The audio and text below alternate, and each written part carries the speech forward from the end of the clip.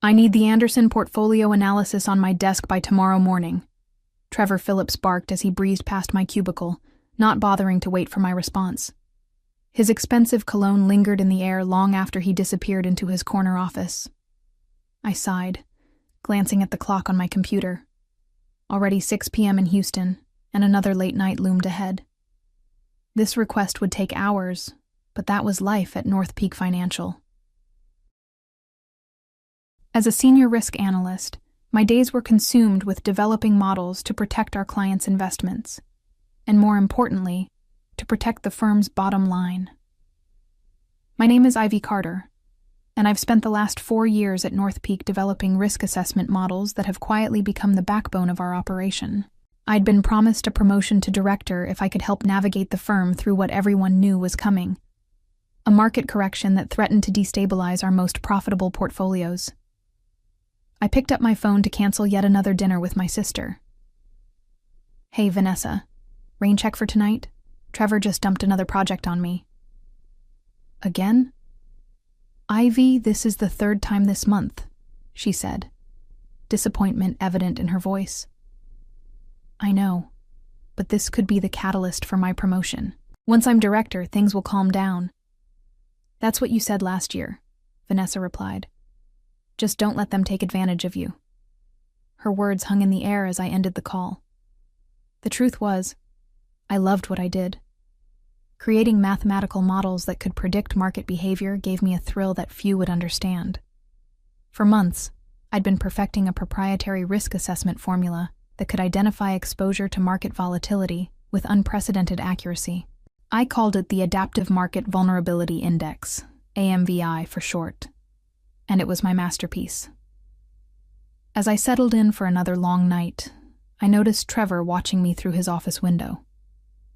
When our eyes met, he quickly looked away, but not before I caught a glimpse of something unsettling in his expression. It wasn't the first time I'd noticed him eyeing my work with unusual interest. 2 weeks earlier, during a meeting with the executive team, I'd presented preliminary results from my model, showing how it predicted several market anomalies that traditional models had missed. The room fell silent as I walked them through the mathematics. Even our normally reserved CEO, Jonathan Wells, leaned forward in his chair. "Impressive work, Ivy," he'd said. "If this performs as well as you believe, it could save us millions when the correction hits." Trevor had smiled tightly, placing a hand on my shoulder. "That's why I've been mentoring her," he told the room. "I knew she was onto something special." I'd kept my expression neutral, though Trevor had done nothing of the sort.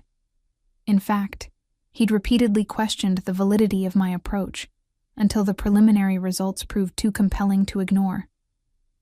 Now, as I turned back to my computer, a notification appeared on my screen. A calendar invite from Trevor. "Discuss AMVI performance, private. Scheduled for tomorrow after the morning meeting." I felt a flicker of unease as I accepted the invitation. Something wasn't right, and I couldn't shake the feeling that I needed to protect myself and my work before it was too late. The market correction hit harder and faster than anyone anticipated. Over 3 tumultuous days, global markets plunged, sending investors into a panic. Emergency meetings filled North Peak's conference rooms as analysts scrambled to assess the damage. But amidst the chaos, something remarkable happened. The portfolios I'd restructured using my AMVI model held steady, outperforming market benchmarks by staggering margins. While competitors reported massive losses, North Peak's exposure was minimal. By Friday afternoon, it was clear. My model had just saved the firm tens of millions of dollars. I expected celebration, perhaps even an immediate promotion announcement. Instead, Trevor called me into his office and closed the door. "The executive team is thrilled with the performance of our risk management strategy," he said, leaning back in his chair. "I'll be briefing the board on Monday about how we navigated the correction." "That's great," I replied. "I've prepared a detailed report showing exactly how the AMVI model identified—" "No need," Trevor interrupted, waving his hand dismissively. I've already compiled everything the board needs to see. He slid a document across his desk. This is the press release going out tomorrow. I'd like you to review it for any technical inaccuracies. I scanned the document, my heart sinking with each paragraph. The release detailed North Peak's innovative risk assessment strategy that had safeguarded client assets during the market volatility. It credited the leadership of Trevor Phillips, head of risk management, for developing the approach. My name appeared nowhere in the document. There seems to be an oversight, I said carefully. The AMVI model was my development. As head of the department, all work produced under my supervision falls under my purview. Trevor responded smoothly. The model was refined and implemented with my guidance and authority. But I created the core algorithm and... Ivy. Trevor cut me off, his voice hardening. You're an employee of North Peak. Your work belongs to the firm, and as your supervisor, I determine how it's presented to the board and the public. His smile didn't reach his eyes. You'll be acknowledged within the department, of course. In fact, I've approved a modest bonus for your contribution. I bit the inside of my cheek to maintain composure. This wasn't just about credit, it was about my career trajectory. The director promotion I'd been working toward would certainly go to Trevor after this triumph. I understand, I said finally, placing the press release back on his desk. Excellent. Now, I need you to explain the stress test parameters you used. The board will have questions, and I want to be thoroughly prepared. For the next hour, I walked Trevor through the technical details of my model, watching as he took careful notes he would use to present my work as his own. As I spoke, a plan began to form in my mind.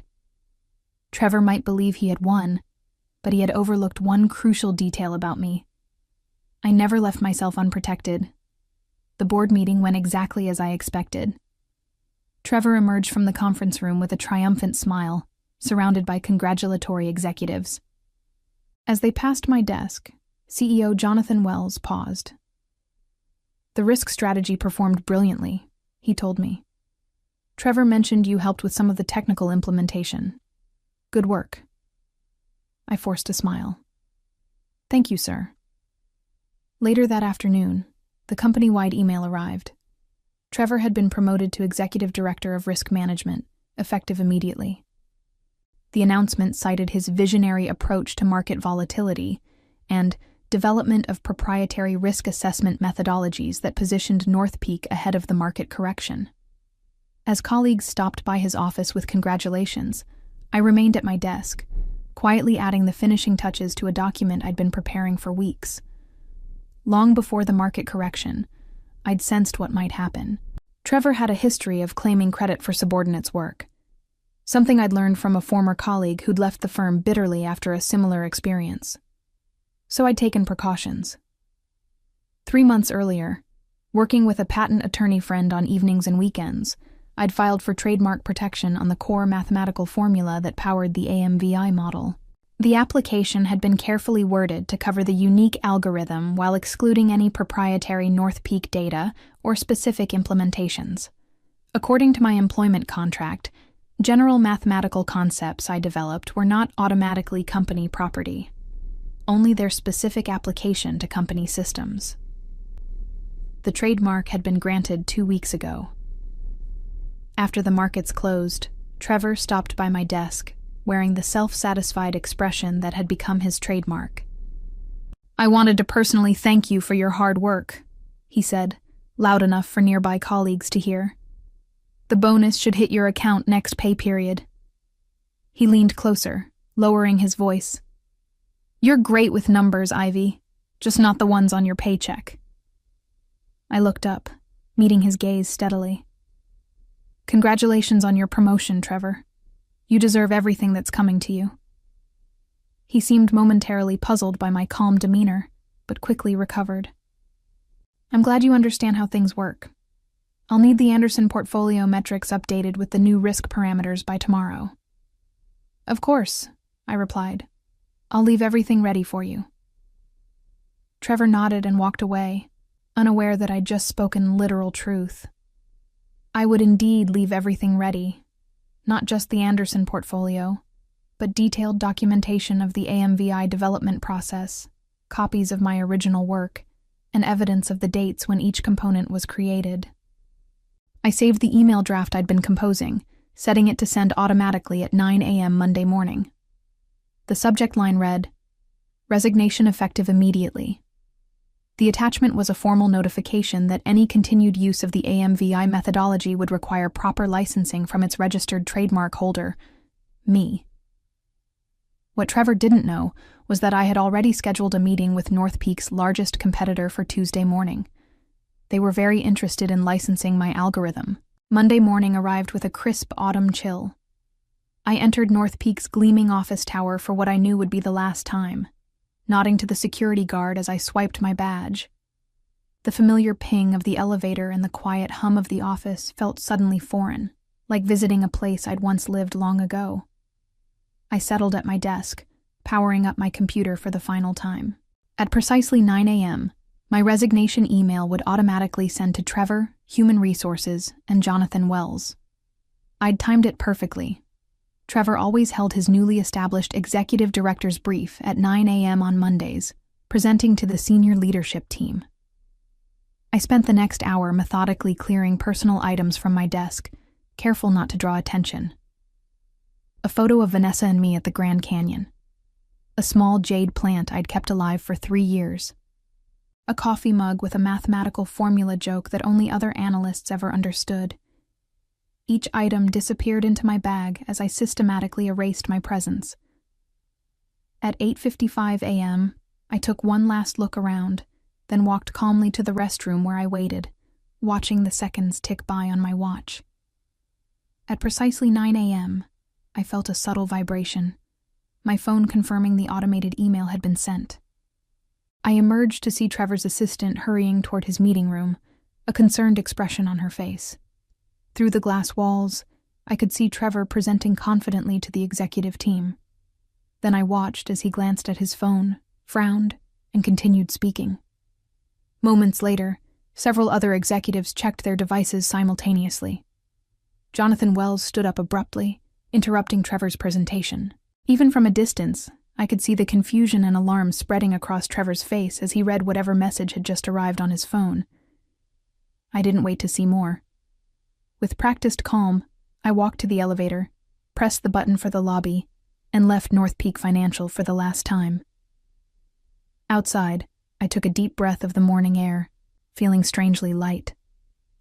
My phone immediately began buzzing with messages and calls, all of which I ignored as I walked to a nearby coffee shop. Only once I was settled at a corner table with a cappuccino did I finally check my messages. 6 missed calls from Trevor, 4 from Human Resources, 1 from Jonathan Wells, and dozens of text messages. Trevor, what the hell is this? Call me immediately. Trevor, you can't trademark company property. This is grounds for legal action. Trevor, you're making a massive mistake. I sipped my coffee calmly, watching the messages pile up. Then I opened my email to read the formal response from Human Resources. Ms. Carter, we have received your resignation letter and the accompanying notification regarding the AMVI methodology trademark. This matter has been referred to our legal department for immediate review. Please be reminded of your confidentiality obligations under your employment agreement. A representative will contact you shortly regarding exit procedures and the serious concerns raised by your communication. Right on schedule. I had anticipated exactly this response, which is why I'd engaged Patricia Winters, one of Houston's top intellectual property attorneys, weeks ago. I forwarded the email to her with a simple note. It's begun.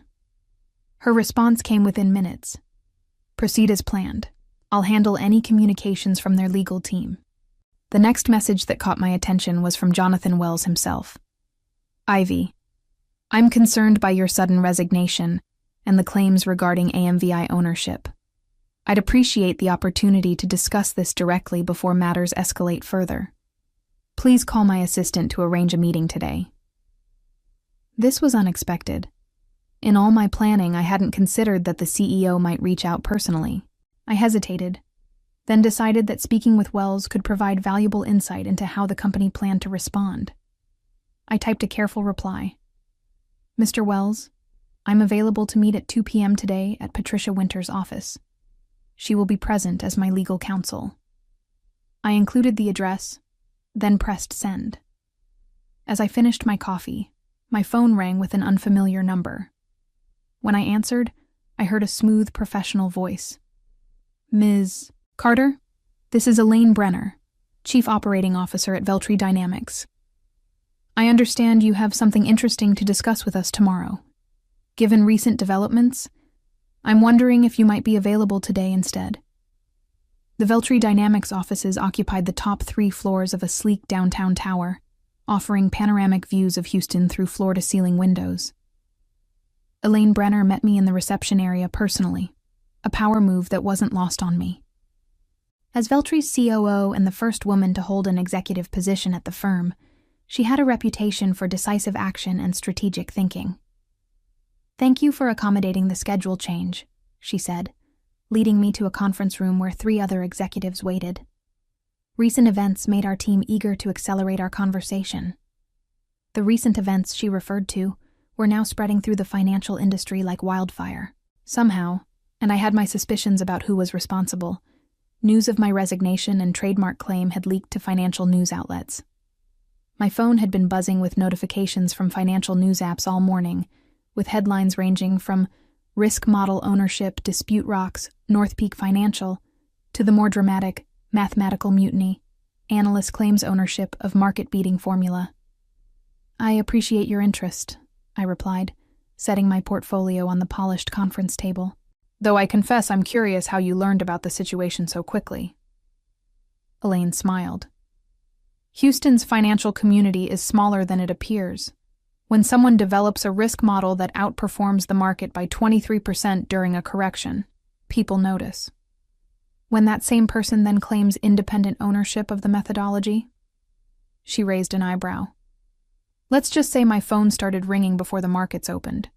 For the next hour, I presented the AMVI methodology to Veltri's executive team. I explained the core algorithm, demonstrated its performance during the correction, and outlined potential applications beyond the current implementation. Throughout my presentation, I was careful to use only the mathematical concepts I had developed, avoiding any proprietary North Peak data or specific implementations, exactly as my trademark application had been worded. When I finished, the room was silent for several moments. Impressive, said Gregory Turner, Veltri's chief risk officer. But I have to ask the obvious question. How can you be certain the trademark will hold up? North Peak will fight this aggressively. I had anticipated this concern. I opened my portfolio and distributed copies of a legal brief prepared by Patricia. My employment agreement with North Peak specifically covers work product created using company resources, data, or systems, I explained.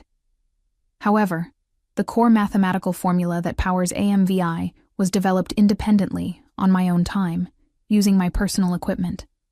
I have documentation showing the evolution of the algorithm, time-stamped electronic records, and even witnesses who can attest to my work on the concept outside of North Peak. I paused, allowing them to scan the brief.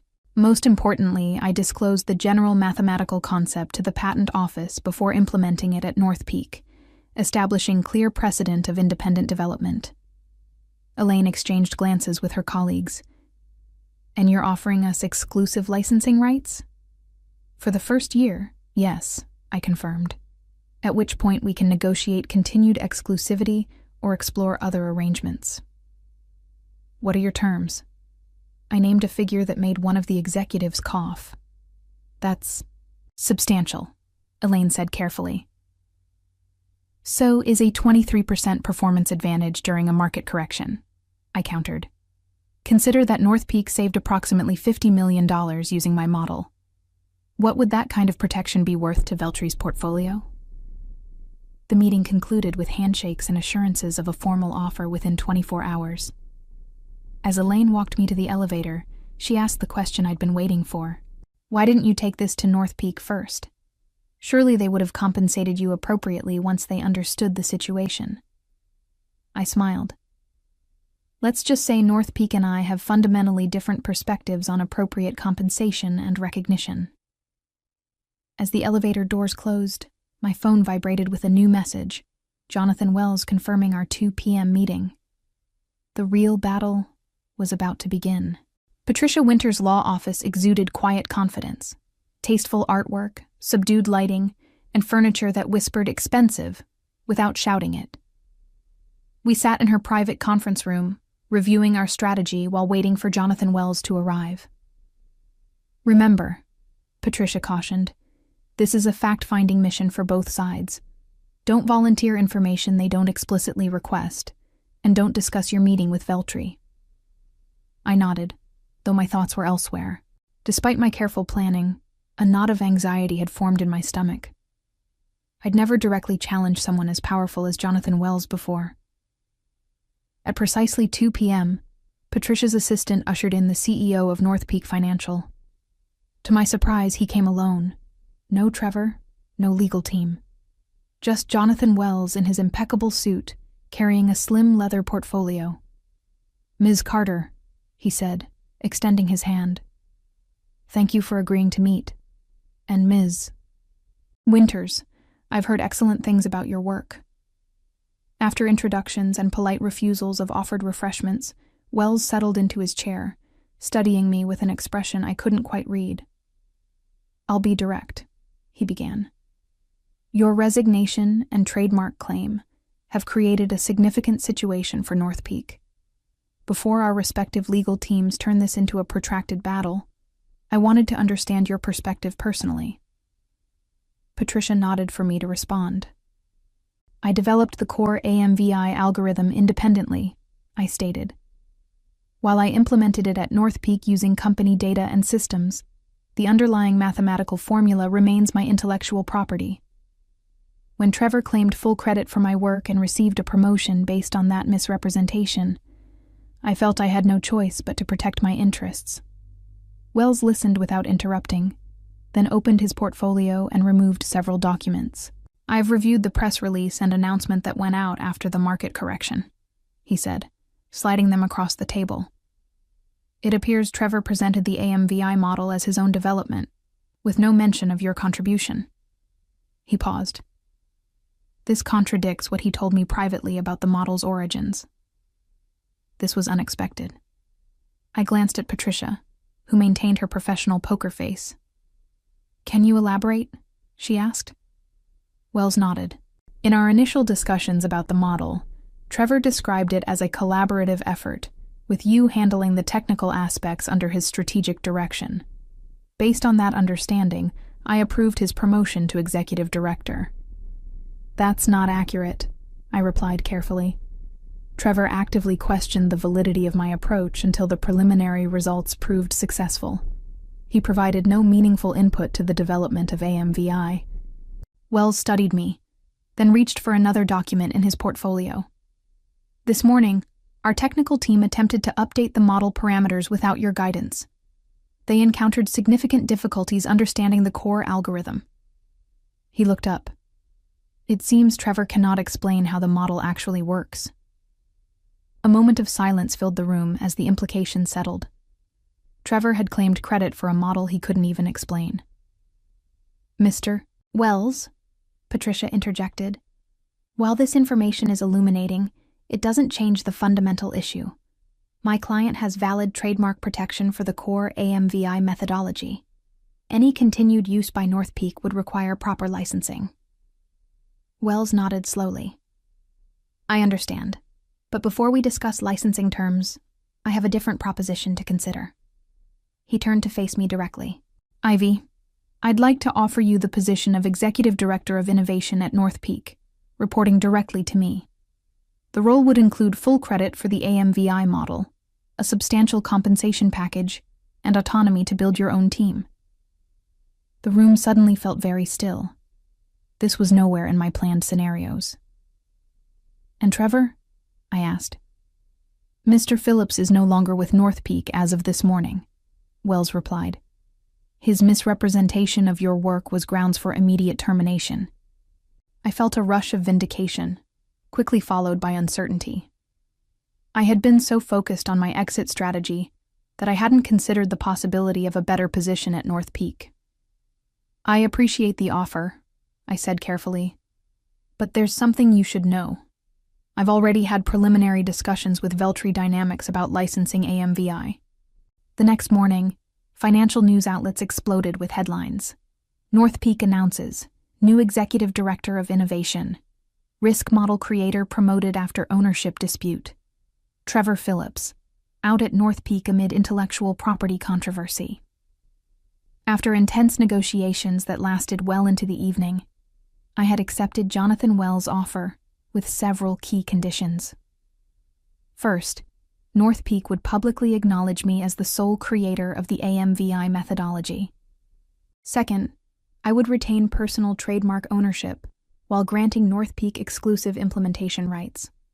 And finally, I would have complete autonomy over a newly formed innovation division with a substantial budget and staffing authority. It was far more than I had initially hoped for when I'd planned my departure. As I rode the elevator to my new executive suite on North Peak's top floor, I could hardly believe how dramatically the situation had reversed. My new office, Trevor's former space, had already been cleared of his belongings.